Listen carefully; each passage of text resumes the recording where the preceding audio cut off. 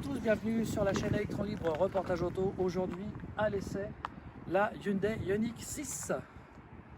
On vous la présente tout de suite. Alors, ici on est sur un modèle 77,4 kWh de batterie. C'est le modèle propulsion 229 chevaux qui offre une autonomie théorique de 610 km grâce à son coefficient de pénétration dans l'air de 0,21 qui est un record dans sa catégorie.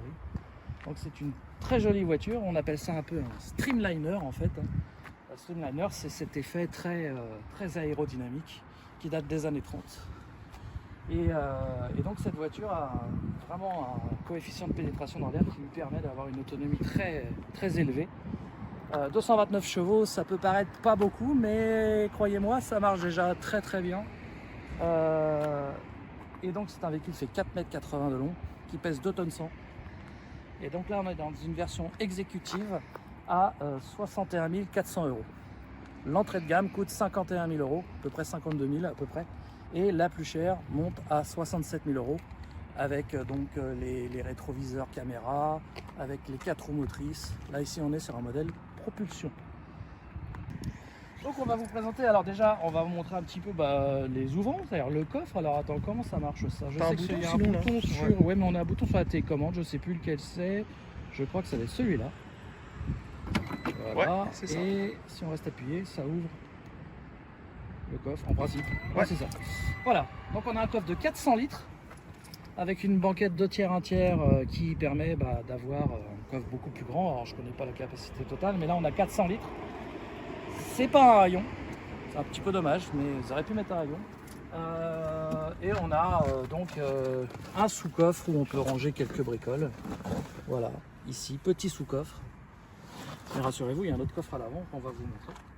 Coffre électrique. Ici, vous avez pour rabattre les banquettes, des petites tirettes, là, ça vous permet de rabattre les banquettes. Petit bouton ici pour refermer le coffre électrique. Voilà. Donc cet arrière fait vraiment penser à une Porsche, moi je trouve. Personnellement, ça me fait vraiment penser à une Porsche turbo, tu vois, avec cet aileron. Ils ont même un peu simulé les entrées d'air, enfin les extractions d'air de la Porsche 911. Pour moi, c'est sympa, ouais, j'aime bien. Après, cet effet pixelisé aussi qui est très sympa, qu'on retrouve un petit peu partout sur les feux arrière, sur l'aileron. Vous verrez aussi sur les feux avant. Les feux avant qui sont des Matrix LED. On a des jantes avec des enjoliveurs qui permettent un coefficient de pénétration dans l'air, donc c'est un peu des aéro wheels, un peu comme chez Tesla. Poignée affleurante. Rétroviseur classique sur ce modèle, toujours avec ce petit rappel pixel, mais sur le modèle on peut ajouter, ils sont disponibles en Europe, les rétro-caméras. Personnellement, je préfère les rétro classiques. Après, c'est une question de... Cet avant, très profilé, fait également penser à une Porsche 911 des années 80 avec ce bandeau noir là, ça rappelle vraiment les Porsche 911 des années 80. On a des volets qui s'ouvrent pour refroidir la batterie. Ça c'est un truc de fou. C'est top. Le coffre avant, alors comment il s'ouvre, j'en sais rien du tout. Peut-être une tirette. De l'intérieur, il doit sur la clé, je pense pas qu'il y ait d'ouverture. Vous voyez, quand on s'approche, ça fait ouvrir directement, ça fait pivoter la poignée toute seule. Comme une Model 3 mais à l'envers. Voilà. Et là, effectivement, on a une tirette pour ouvrir le coffre avant. Attends, elle est où la tirette que je monte du côté là. Voilà, vous avez à l'intérieur plus en détail. Et là, on a un petit coffre à l'avant, vous allez voir. Alors, hop, capot monté sur vérin. Et là, vous avez un coffre. Ça, c'est bien que je sois sur vérin aussi. Qui permet de mettre les câbles, voilà, un gilet de secours. Ouais, le triangle, tout ça. Le triangle, vous pouvez mettre ce que vous voulez dedans. Et pour le lave-glace, et après, vous avez les éléments, voilà. Ça, c'est quoi, liquide de refroidissement de la batterie, liquide de frein, voilà. Par les classiques. Le classique, et puis la batterie 12 volts semble être ici, c'est ça, 12 volts. Elle est là, ouais. Voilà. Et puis après, ça doit être les fusibles. Sur le modèle 4 roues motrices, je pense qu'on a un coffre beaucoup plus petit, puisqu'il y a un moteur à l'avant. Oui, bah oui. Là, on est modèle propulsion, le coffre est plus grand. Est-ce qu'il y a une pompe à chaleur sur celle-là? Il y a une pompe à chaleur, c'est bien peut-être sûr. aussi à l'avant qui va prendre la place. Il y a une pompe à chaleur. Et donc ici, vous voyez les feux Matrix LED avec toujours ce design pixelisé. Et donc ces feux-là, en fait, vous pouvez rester en plein phare la nuit. Elle va couper juste ce qu'il faut pour pas éblouir les véhicules qui viennent en face. Donc ça, c'est vraiment chouette. C'est vraiment un véhicule très futuriste avec une technologie vraiment d'avant-garde. Donc, capot sur vérin, assez lourd. c'est de la tôle bien épaisse, voilà. Et donc là maintenant on va vous montrer l'intérieur. Suivez-moi. Donc magnifique intérieur dans ce modèle exécutif. Intérieur cuir, ventilé, alors avec bien sûr des matériaux éco-friendly comme on dit, hein. Des filets de pêche recyclés, voilà, tout ce qu'il faut. Des deux écrans, dont un est tactile, donc ils sont posés côte à côte. Un écran d'instrumentation et un écran pour l'infotainment et toutes les options. Alors par contre, petit défaut là-dessus, c'est évidemment il y a plein de menus et de sous-menus, mais ça on en reparlera tout au long de notre essai. Mais effectivement, c'est un peu plus compliqué qu'une Tesla par exemple, si on devait comparer. Par contre, au niveau du confort, extraordinaire. Est-ce qu'il y a les sièges avec le... Comme il y avait sur le Ioniq 5? Oui, ouais. elle y est, oui, ils y sont. C'était bien ça. Qualité du volant, tip top, vraiment Ouais. le ressenti. La qualité perçue est vraiment bonne.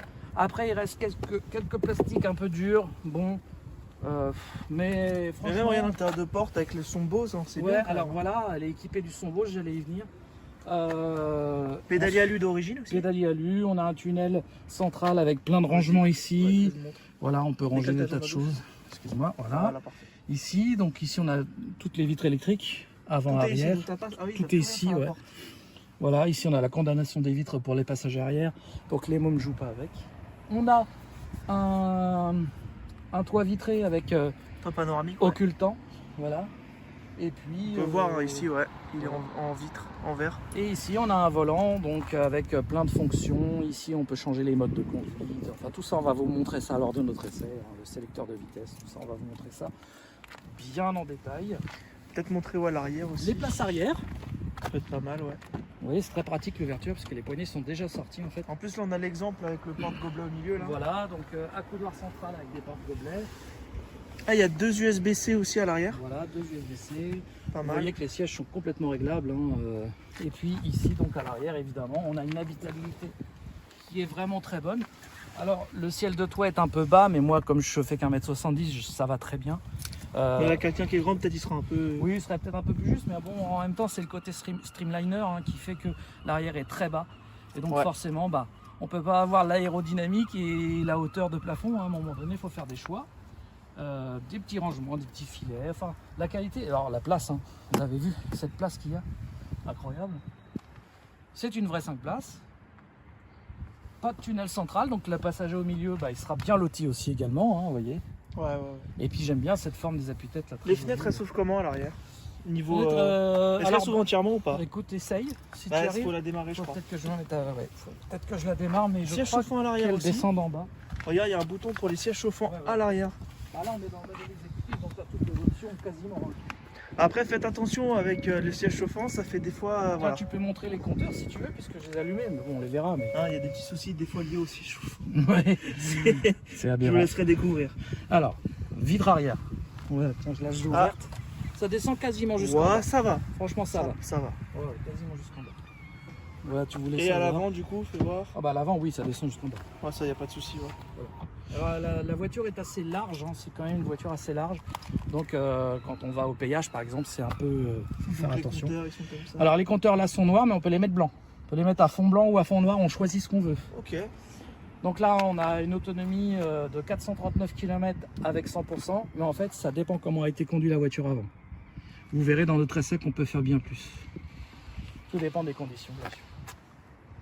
Voilà, on va refermer la vitre. Donc voilà pour cette présentation extérieure du véhicule. Ouais, on a montré le coffre. On a montré à peu près tout ce qu'il y avait à montrer. Donc je vous rappelle, un modèle exécutif, prix 61 400 €, batterie 77,4 kW, autonomie plus de 600 km en été, un bon 480 en hiver. Vous les ferez sans problème. Pompe à chaleur, que dire de plus, 229 chevaux propulsion, elle existe en 350 chevaux 4 roues motrices et une version GT sortira avec 450 chevaux dans un avenir proche.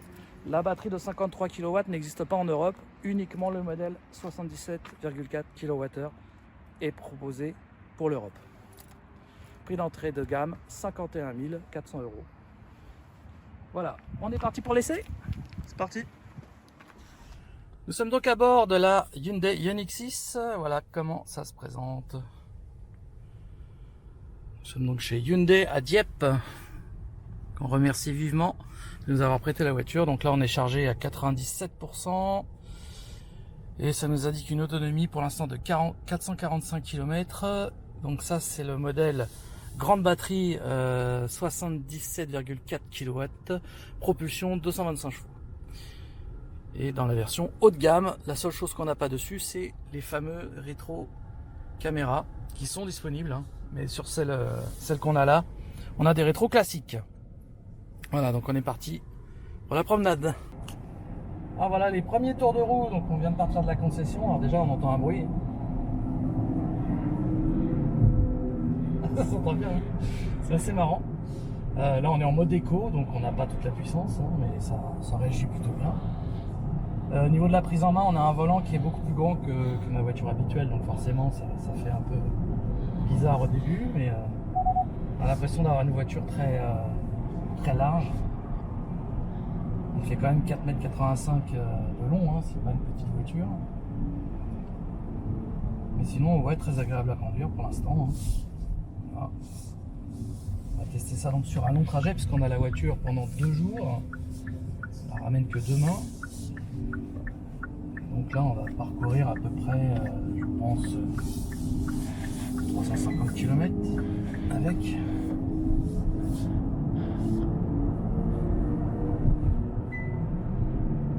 C'est marrant ce bruit qu'ils ont mis d'origine. J'ai l'impression de conduire une soucoupe volante. C'est assez sympa. Bon, les écrans, hein, c'est les mêmes que la Kia EV6 ou la Ioniq 5, hein, c'est le même système. Donc, le bruit il est très intrusif. Bon, après on peut l'enlever, je vais le mettre comme on veut.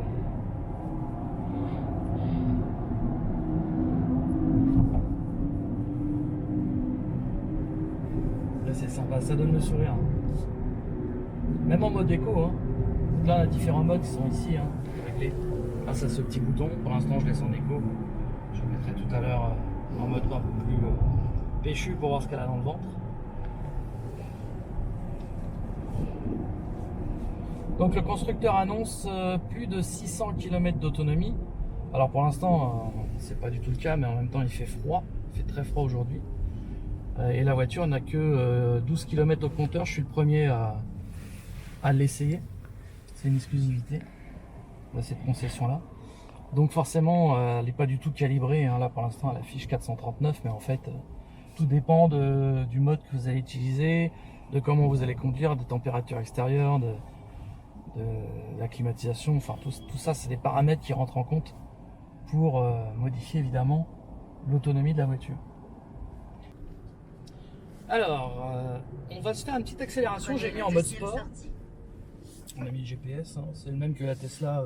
Au niveau de la voile est aussi pourri. C'est marrant ce bruit artificiel. Alors quand on met l'accélération. Le rond-point. Suivez D54 sur 2 km 400. Il est pareil que la Tesla, elle va pas fermer sa gueule. Allez, c'est parti.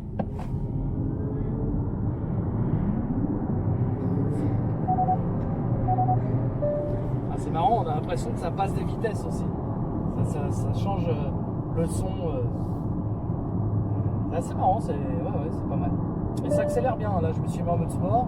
On a que, entre parenthèses, 225 chevaux, mais ça marche bien. Alors, par contre, dès qu'on dépasse la limite, là je suis à 85 au lieu de 80, ça pipe de partout. Ça, je pense que tout ça on doit pouvoir l'enlever, mais je connais pas encore les menus. Pareil, il y a le maintien de ligne, donc du coup elle me corrige sans arrêt. Je pense qu'on peut l'enlever aussi, ça. Je vais regarder ça de près après. Vous voyez là, si je tourne pas le volant en fait, hop, vous voyez, regardez, elle corrige. C'est pas mal à remarquer, mais regardez, ça me filme moi. Je vais pas tourner le volant et normalement, hop, vous voyez, elle se remet direct. Sans avoir mis d'autopilote ni rien, hop, elle corrige. Vous voyez, c'est marrant. Dans 700 mètres, tournez à gauche au bout de la rue.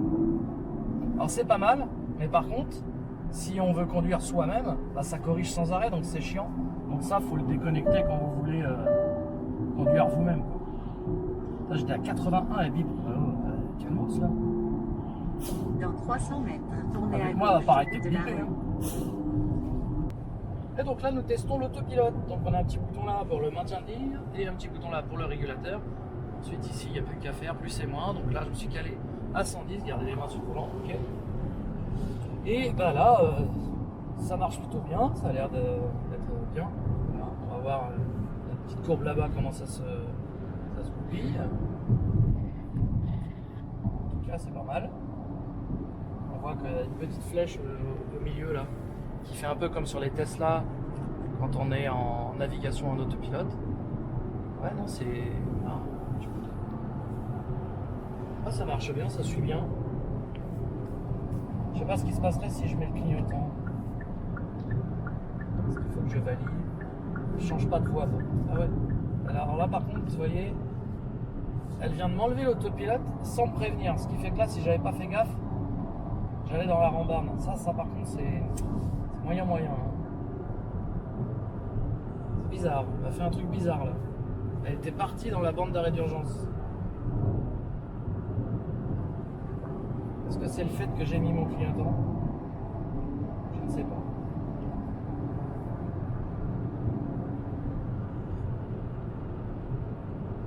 On va faire plusieurs tests comme ça pour voir. On en profite qu'on a une 4 voies.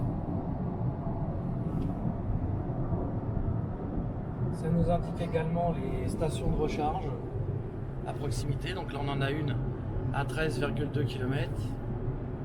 C'est Z2 Board Mobility Service. En plus, ça nous dit quelle station c'est. On peut aussi également les rechercher grâce à Recherche des stations. Sinon, bah là on est à 130 km/h et c'est très silencieux. Il n'y a pas de bruit d'air. La voiture est vraiment silencieuse. Hein. Toujours en autopilote.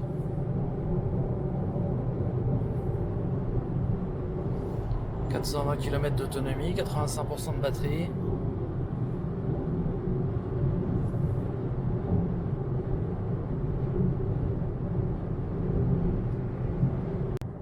Alors voilà, quand on met l'autopilote, on a, vous voyez, quand on est sur l'autoroute, des petites flèches en plus à côté du volant. Et c'est à ce moment-là que les dépassements automatiques fonctionnent. Vous voyez là, la voiture, c'est elle qui dépasse. Et effectivement, elle ne retire pas l'autopilote. Donc, si vous voulez utiliser les dépassements automatiques, il faut absolument être sur des routes adaptées à ça, avec le petit logo vert avec les deux petites flèches. Voilà l'explication. C'est en essayant qu'on apprend. Donc ça marche très bien. Là on va se rabattre. Clignotant, vous voyez, hop, la voiture. Va-t-elle le faire? Ah, là elle n'a pas voulu. C'est peut-être parce qu'il faut que je mette la main. Non, on va essayer. Ah oui, ok. Là ça fonctionne. C'est parce qu'il faut mettre la main évidemment pour lui dire qu'on est d'accord pour se rabattre automatiquement. Très bien. Un petit temps d'adaptation, mais quand on a compris comment ça fonctionne, bah ça marche bien. Alors, deux choses. D'abord, on n'a pas réussi, on s'est fait avoir, à éviter les péages.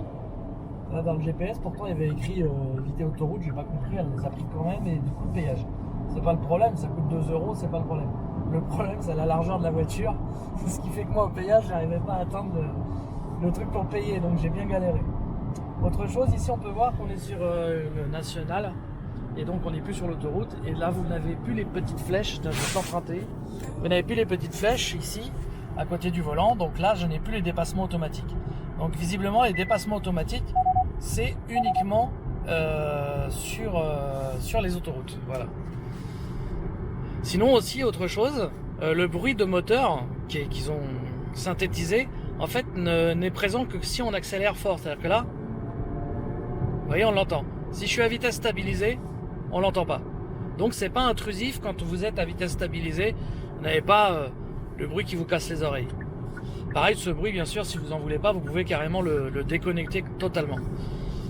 Mais voilà, c'est pas mal. Après, ce que j'apprécie beaucoup, bon bah ça, j'ai ça aussi sur la Tesla, c'est quand vous mettez le clignotant, vous avez les angles morts qui s'affichent, vous avez ça c'est très pratique. Du coup, là, pour me rabattre, vous voyez, on voit quand j'ai doublé le camion, et là c'est parfait. C'est vraiment très bien, vraiment silencieuse et très agréable à conduire en tout cas. Alors là on a mis le bruit moteur fort parce qu'en fait il était faible. Voilà, là c'est le bruit normal. Là on peut mettre en un peu plus fort et là c'est carrément intrusif.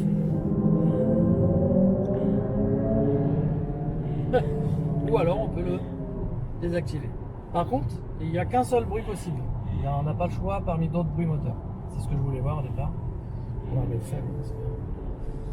Vous voyez, on peut carrément s'amuser. Si on fait un petit peu d'arsouille, on met fort.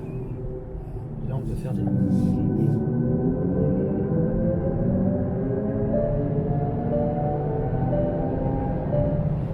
Ça marche bien quand même, hein, de rien. C'est sûr qu'avec le bruit, ça change la dynamisme de la voiture en fait. On a plus l'impression... ça a été fait pour ceux qui viennent du thermique, hein, clairement. Hop, on va remettre sur faible. Et ce qui est pas mal, c'est que ça réagit en fonction de la pédale d'accélérateur. C'est-à-dire que plus on appuie fort, et plus le bruit va être imposant, comme dans une thermique, qui, pareil, on demande plus au moteur, et ben... il envoie plus de bruit évidemment. Ben là c'est pareil. Là vous voyez, j'appuie pas beaucoup. Là j'appuie, le son monte. Donc c'est bien foutu. Ça c'est bien fait. Quittez le rond-point à la deuxième sortie. Bon, on va effectuer un petit dépassement pour voir un petit peu comment ça se passe.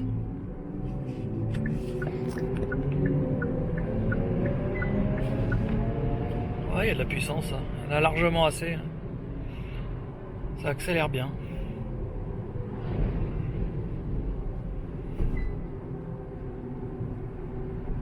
Bon, petite route sympathique. Et on a enfin trouvé comment on enlevait les bips quand on dépasse la vitesse. Parce que sinon ça bip tout le temps, surtout dans les zones 30. Ça par contre c'est le maintien de ligne qui... j'ai pas encore trouvé comment on l'enlève. Ça c'est pareil, il va falloir que je me penche là-dessus. Là, on peut juger un peu du châssis. Il y a trop de bips dans cette voiture, hein. C'est un truc de dingue. C'est bardé de bips. Et ça c'est le truc qui m'exaspère. Heureusement qu'on peut les enlever, mais alors il faut aller dans les sous-menus de sous-menus de sous-menus. Hein.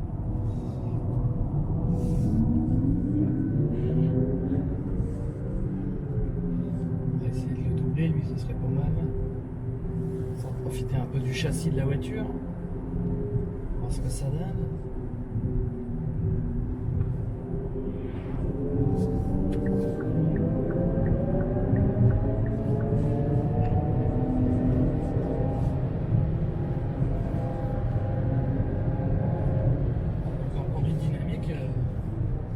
Pas mal. Donc là je suis en mode sport. Évidemment la réactivité est immédiate.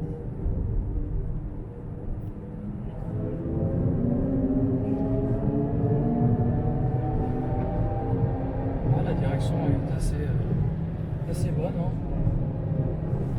La route est bonne.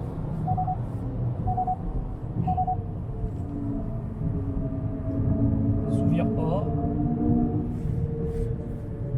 Ouais, non, vraiment bien, je valide. Hein. C'est vraiment un bon châssis. Même quand on veut arsouiller un peu, cette voiture est prévue pour encaisser bien plus de chevaux, puisqu'une version GT apparaîtra avec 450 chevaux. Donc là, elle est vraiment sous-motorisée pour le coup. Hein, 220 chevaux, il y en a assez, ça marche bien, mais elle peut encaisser beaucoup plus. Donc évidemment, même en mettant pied dedans, on la met pas en défaut. Hein.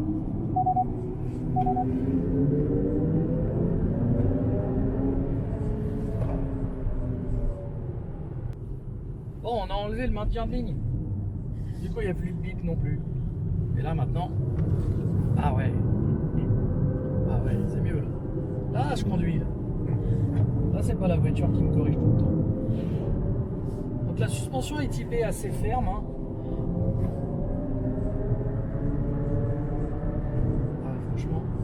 Le châssis, il n'y a rien à dire. Le freinage. Wow, ça freine super bien. Ah ouais, ça freine super bien. Ah franchement, excellent freinage. Je confirme. Très bonne tenue de route, suspension j'aime bien, c'est un peu ferme mais pas trop, il n'y a pas l'effet bateau tu vois, la direction elle est précise, c'est un régal à conduire, ça avec plus de chevaux ça va être quelque chose. Tournez à droite. Ouais, là, les gens. Ah ouais, si, il y a de quoi s'amuser. Hein. Ouf. Oh, il y a vraiment de quoi s'amuser. Hein. Franchement, alors là, ils ont fait fort parce que freinage, tenue de route, châssis, suspension, direction, nickel. Parce que là, on est vraiment sur des petites routes qui sont cabossées en plus. Et non, là, Dans 300 mètres, Ça fait ses tournez à preuves. droite au bout de la rue, dans la deuxième rue. excellent.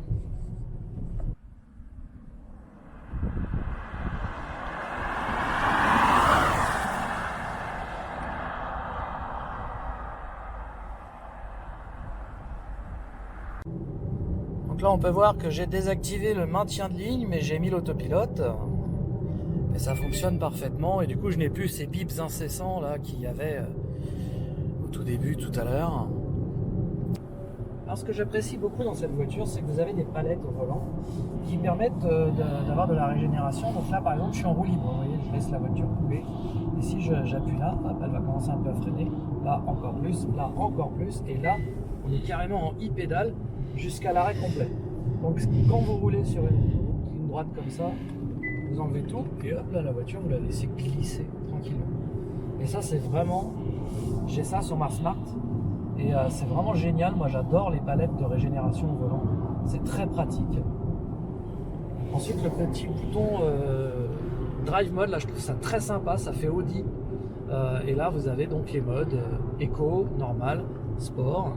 Et vous voyez que l'autonomie change en fonction du mode que vous allez sélectionner. Ça changera aussi en fonction du chauffage que vous aurez mis dans la voiture. Mais elle a une réelle autonomie cette voiture. Elle a vraiment, vous pouvez facilement en hiver avec le chauffage. Et là il fait froid. Hein. Ce matin il faisait -3, hier il faisait -1. Moi j'ai trouvé facilement 450 km d'autonomie dans ces conditions et en roulant bien, en prenant l'autoroute à 130, en prenant des routes comme ça, en prenant voilà, en mixte, un peu de ville, 450 km très facilement. Et en été, en enlevant tout et en ayant une bonne température, je pense que les 500, Dans 600 mètres, 530 km sont atteignables très facilement. 840. Très facilement. Donc ça, c'est vraiment bien. Là, vous pouvez voir, j'utilise mon GPS sur mon téléphone parce que le GPS de la voiture, je n'arrive pas à trouver comment éviter les péages. Alors, c'est pas que je veux pas payer le péage, il est pas cher. Mais comme je vous l'ai expliqué plus tôt, la voiture est large, j'ai pas l'habitude, j'ai pas envie de péter une jante. Ce qui fait qu'à l'aller, quand je me suis retrouvé au péage, ben, j'arrivais pas à atteindre la machine. Donc là, j'ai préféré utiliser mon téléphone pour éviter le Au péage. rond-point, prendre D840. Continuez sur D840 pendant 4 km. Et sinon, c'est un régal à conduire, vraiment un régal. Et franchement, les 229 chevaux suffisent. Hein. C'est vraiment une voiture qui réagit bien, qui a de la pêche. Non, franchement, vraiment bien. Très positif. Alors, vous voyez, je vais arriver en ville, hop, je vais utiliser les palettes. Là, j'ai même pas besoin de toucher au frein, elle a une très bonne régénération. Alors là, je suis vraiment bluffé par l'autonomie de cette voiture sur l'autoroute. Parce que franchement, je ne l'ai pas ménagé du tout. Et l'autonomie vraiment baisse très peu. Franchement, là, je suis épaté. Elle a une réelle autonomie, même sur autoroute. Et pourtant, il fait pas très chaud aujourd'hui. Hein. Là, il fait environ 6 degrés. Donc, non, franchement, bluffant. Alors que dire de cette Hyundai Ioniq 6? Eh bien écoutez, c'est une excellente voiture, en tout cas on ne s'ennuie pas du tout à son volant. 229 chevaux très exactement. Ça marche vraiment bien, ça marche suffisamment. On peut doubler très facilement, ça a des bonnes reprises. On sent pas le poids de l'auto, la tenue de route est excellente et alors vraiment le freinage super. Un petit bémol par contre, c'est les aides à la conduite qui ont tendance un peu à l'autopilote, en fait, le maintien ligne a tendance à se déconnecter tout seul par moment, et il se reconnecte. Du coup, la voiture fait des zigzags parfois, c'est assez étrange. Alors bon, sur autoroute ça marche très bien, mais sur ce genre de route là par exemple, c'est pas adapté effectivement, et là on le sent bien que oui, c'est pas fait pour ça. Parfois ça se déconnecte bizarrement, on sait pas trop pourquoi. Ensuite, le deuxième bémol que je dirais, c'est les sous-menus. Il y a trop de menus, de sous-menus, c'est assez compliqué, il faudrait simplifier tout ça, parce que c'est vrai que quand on veut rechercher quelque chose, c'est assez compliqué de s'y retrouver. Parce que bon, quand on achète une voiture, on n'a pas forcément envie de potasser le manuel juste pour pouvoir s'en servir. On n'a jamais trouvé, par exemple, comment trouver le compteur journalier ou mettre tout simplement la conso. Là, ça me met 4,4 km au kilowatt. Okay, pour moi, ça me parle pas. Je préférerais pouvoir changer ça et le mettre en... Et on peut le faire, hein. J'ai jamais trouvé comment on faisait dans les menus. Donc ça, c'est un petit peu compliqué. Il faudrait simplifier la chose. Voilà ce que je pouvais en dire. Sinon, j'adore le bruit synthétique qu'ils ont mis. Je trouve ça vraiment fun. On l'entend qu'à l'intérieur, on l'entend pas à l'extérieur.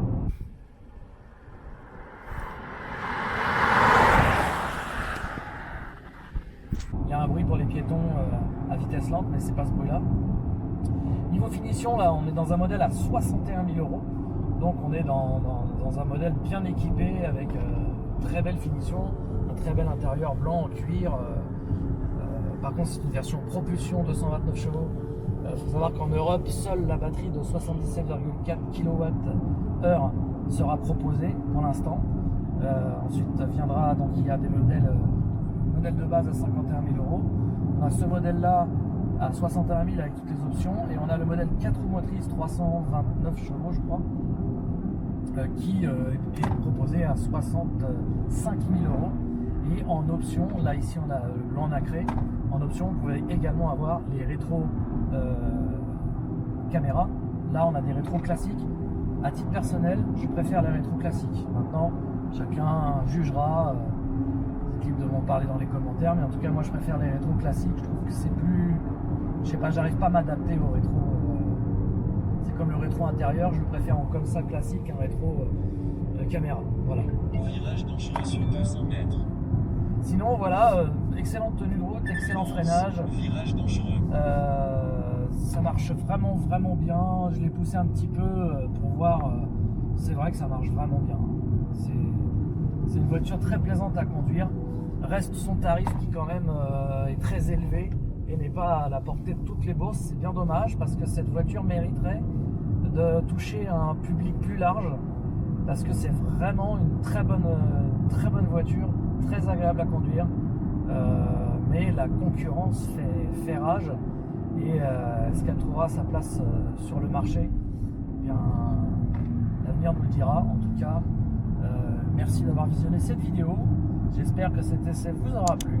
Et on se dit à très bientôt aux prochaines vidéos sur la chaîne Electron Libre, reportage auto. N'oubliez pas de vous abonner, de lâcher un pouce bleu. Salut les amis, à plus tard. Moi je vais m'éclater.